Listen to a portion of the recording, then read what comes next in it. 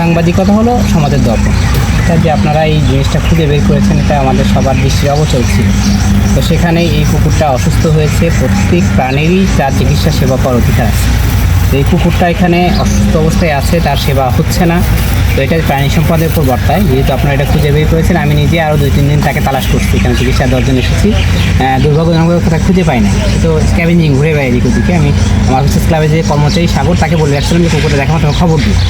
তো সৌভাগ্যক্রমে আজকে আপনাদের সাথেই কুকুরটাকে পেয়েছি।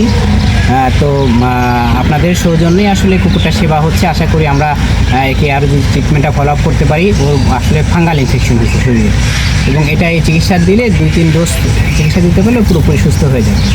তো আমরা সবাই মিলে আশা করি কুকুরটাকে সুস্থ করতে পারবো। এবং অসংখ্য ধন্যবাদ আমার প্রেস ক্লাবের সম্মানিত সেক্রেটারি, রায়গঞ্জ প্রেস ক্লাব, কুকুর সমিতির সভাপতি সহ যারা আছেন সবাইকে অসংখ্য ধন্যবাদ। আমাদের সাধ্যের ভিতরে যে সেবাগুলো আছে এগুলো আমাদের জানাবেন, আমরা আপনাদের পাশে থেকে সেগুলো দেওয়ার চেষ্টা করব। আজকেও প্রাণী সম্পদ কর্মকর্তাকে খবর দেওয়ার সঙ্গে সঙ্গে উনি আসছেন এবং উনি স্বতঃস্ফূর্তভাবে এই মানবিক কাজটি ওনার ছুটি থাকা সত্ত্বেও উনি বাড়ি যাবেন, বাড়ি না গিয়ে উনি আগেই কুকুরটাকে চিকিৎসা দিয়েছেন।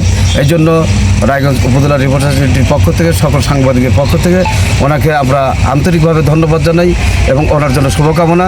আজকে অনেককে পাওয়া গেছে, আমরা অনেকগুলো মিডিয়া কর্মী এখানে বসেছিলাম। থাকার পরে প্রথমে আমি ধন্যবাদ জানাই আমাদের উপজেলা সচিব প্রাণী সম্পদ কর্মকর্তাকে।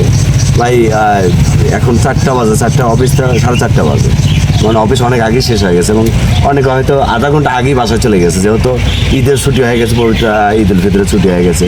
অনেকে বাসায় যে আগে যাবে, পরিবারের সাথে কেনাকাটা করুক আর পরিবারের সাথে সময় দিবে, সেটা বাদ দিয়ে আমাদের ফোনে উনি গুরুত্ব দিয়ে এখানে এসে প্রাণের প্রতি যে একটা ভালোবাসা ওনার, সেটার বহিঃপ্রকাশ আমরা দেখলাম।